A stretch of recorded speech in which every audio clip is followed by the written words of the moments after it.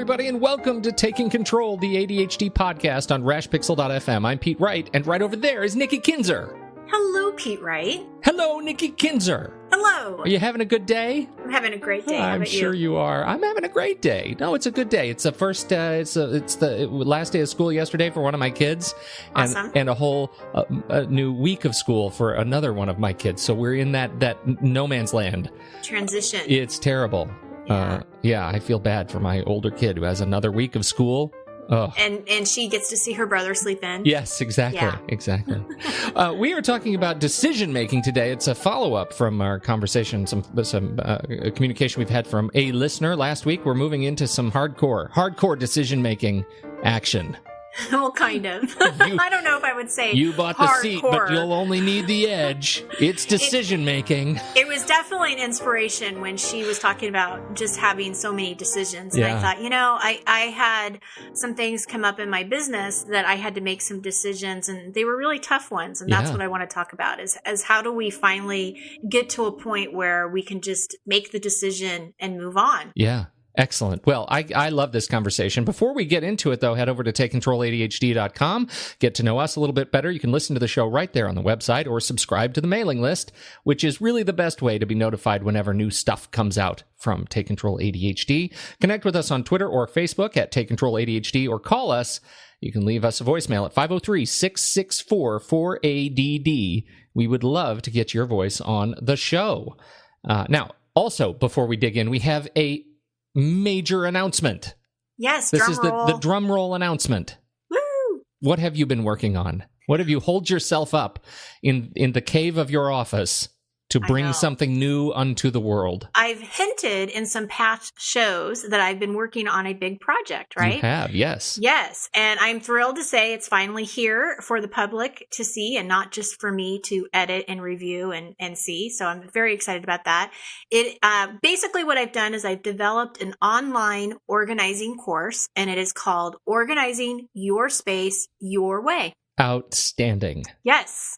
So this online course is basically a step-by-step training, and it breaks down the project of organizing into steps. So I go through each of the steps, and it's I believe, a fantastic way to approach organizing. Definitely specific for ADHD. I talk about the connection between organizing and ADHD, and I mean, there's just so much in it. I love it. I'm very passionate about it. I think that's really important, that this is designed for ADHD. It is a systematic approach for ADHD because organizing systems have been central to your work for years and years and years. Like you have refined this for years. And, when you started in strictly organized, before you ended up making that pivot to ADHD, you've been working on this kind of stuff. So this really, it represents, a lot of work, years of work in a way that is super approachable to folks who are living with ADHD. It is. And, and I'm passionate about that because I think that a lot of times people feel like it's not possible to organize with ADHD. And I know that we've had, in the last few shows, we've been talking about this and the limiting belief around, is it possible? But that, it is. And so if I can help shift that mindset that it doesn't have to be perfect, it doesn't have to be exactly what I see in the books or the magazines. I can do this in my own way. Then I feel like I'm bringing some good in the world. So, okay, let's dig into a few of the details here. Tell me what is in this program. Yeah, how it works. Yeah, how is it built? How is it built up? I was going to ask the question: how is this different from the book that you have written? And I think that's a fair question, and some people may want to know who have already bought the book and read the book. Your fans, right? Well, and the book that I wrote is called Taking Control of Your Space, and that book was written when I was a professional organizer. It does not really specifically talk about ADHD. It really just walks through the process of Carol and I. Remember Carol? Oh, Carol. And what it's like to work with a professional organizer. Yeah. What's very similar are the steps, because I have basically broken down organizing into 4 steps. And those 4 steps you do learn in the book. What is different about this program is I go into much more more detail about these steps. There's more examples. It's not based just on the experience of working with a professional organizer. It's just really more in depth. It's so important. Again, if you're living with ADHD, it's so important to hear those examples, to see them through pictures and hear your voice. Yes. So let's talk about how the program works. What makes it up? So basically what happens is the program is broken up into modules, and there's a module for each organizing step. Inside each module, you're going to find multiple lessons. So I've really broken it down because I don't want to overwhelm people taking this course. And I know that sometimes that happens because there's just a lot of information. So I've broken things down so you can just, read or listen to one lesson. The videos are typically anywhere between 5 to 15 minutes long, I think is the maximum one. So it's really bite-sized chunks of information. Now, you also have ongoing access to the program, so you don't have a time frame. You can actually review it at your own pace, anytime, anywhere. So my hope is that you come back to this program when you're beginning a new project or you just want to review your organizing skills. So it's not something necessarily just to be reviewed once. It's something that you have access to all the time. Oh, that's fantastic. Lots of strategies, lots of ideas. One of the things that I do ask is that I don't think that people are going to get organized by just watching and listening to me talk about it. Yeah. Right? Right. It just doesn't work that way. And so one of the things I do ask at the beginning of the program is for you to choose one small space to practice. So there's lots of action steps at the end of each lesson. So for you to really kind of grasp and understand the concepts. And that's where these discussion boards also help, because if you get stuck on a particular action step or something isn't clear, you can use the discussion board to ask the question. Somebody from my team will get back to you.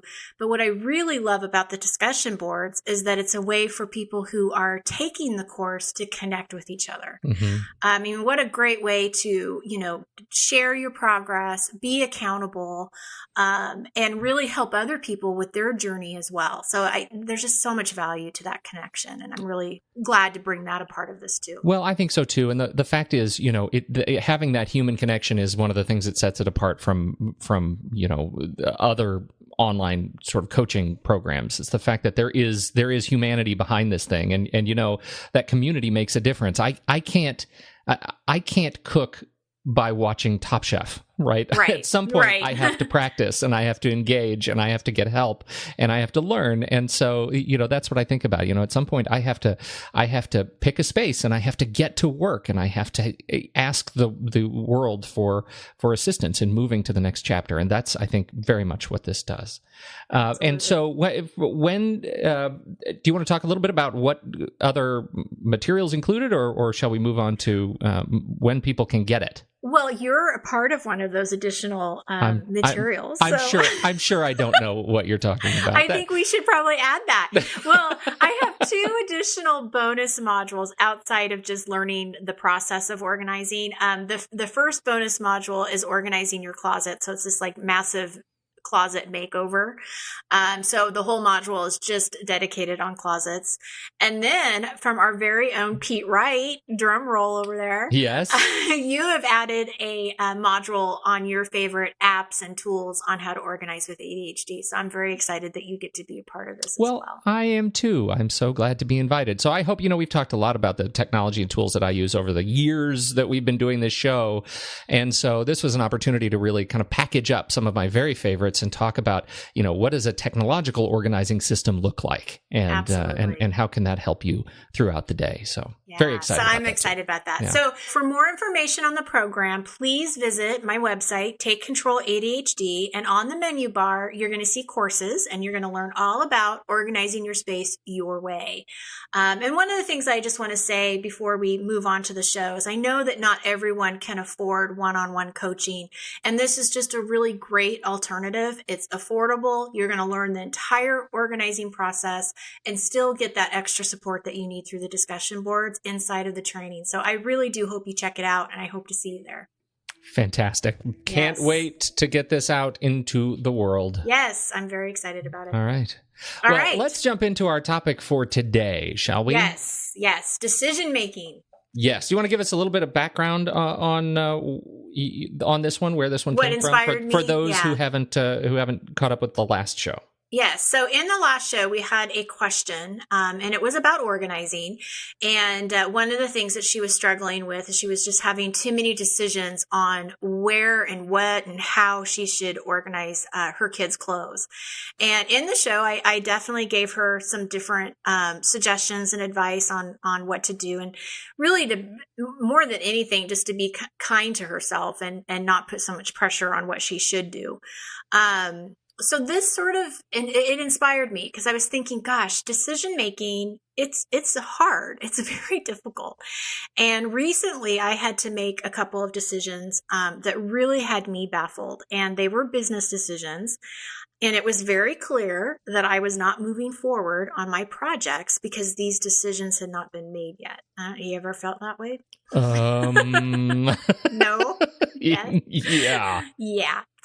I mean, I really felt stuck, at a loss. I had no idea what to do. And, the anxiety inside of me was just, it was awful. And so I have to be honest, because I really do feel that a part of what was going on is I knew that once I made the decision, there was no turning back. And so there was some definite fear that was a driving force of me on why I was avoiding these decisions, basically. Right. But as we know, Pete Wright, avoidance as a strategy doesn't really work.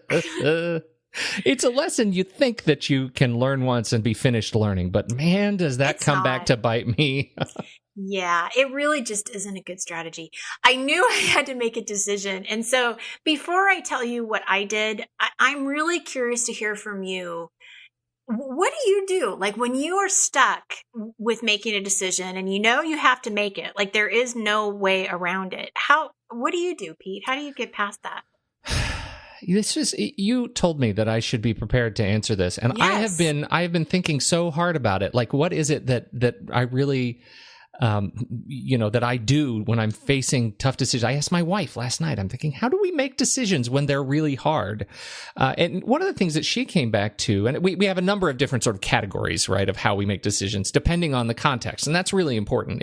In the case of, sorting, right, difficult decisions for whether or not to get rid of stuff, I tend to go back to some of the advice that you give. Like, if it really is difficult and you're in the middle of the sorting process, put it aside, keep it, default to keep whatever it is you're trying to decide, and come back to it when that decision, when you've percolated on that a little bit. But when I'm facing something that's deadline based, I typically have, I have kind of categories of how I'm forcing myself to move through decisions. But ultimately, I think I start with research. Right? I research what the constraints are around this difficult decision. I try to get as much objective data as I can around whatever subject I'm dealing with. I ask experts for help, right? I try to find somebody who may know more about the decision than I do. I explore. I try to invest myself in the thing. I'm thinking specifically now about like picking a school for my kids. I try to visit the school. I talk to teachers. I talk to other parents. I talk to other kids. I try to get as much data from those who are more experienced than I do. And finally, and this is the part that continuously I have to learn and relearn. I just have to pull the trigger. And right at some point, I have to be okay with the fact that this decision will be made, and I will have to adjust to the new world after I have made it. I have to do that. And that is where if I'm going to get hung up, that's where I'm going to get hung up, because there's this sort of valley of despair, right? This valley through which you think, oh my God, I can't make the decision, or I've made the decision, or I don't know how I'm going to live having made the decision. Right. But on the other side of it, there is this new normal, and it's okay, and life will get better, and you'll be able to move through it. And this decision will just be a thing of the past. So that's kind of how I approach it. I know I feel like I've just rambled a little bit, but it's a hard question. It is a hard question. Well, I actually approach it in a very similar way as you do. When you talk about research, one of the things that I definitely do is ask for help. I will ask from people, like you said, experts or friends, family, anybody that will listen. Ask the podcast people, hey, right. Listeners, what do you guys think? Right, ask the community. Sure. That's right.